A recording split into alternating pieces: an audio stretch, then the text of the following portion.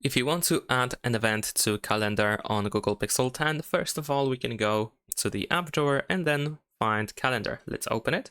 And we're going to press this plus button in the bottom right corner. Over here, we can choose event. We can set up the name of the event. You can also change it to task or birthday if you want to. Over here, we can set up the time and date for the event. We can also make it last a whole day if you want to. You can tap on the date in order to choose a different one, same with the time. We also have the time zone, so you can choose your region or the time zone over here. You can also choose if the event should repeat. You can also add people, add video conferencing, include location, and manage notifications.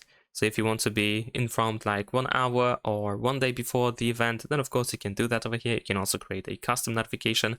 You can add multiple notifications over here. You can choose a color for the notification, for the event in the calendar.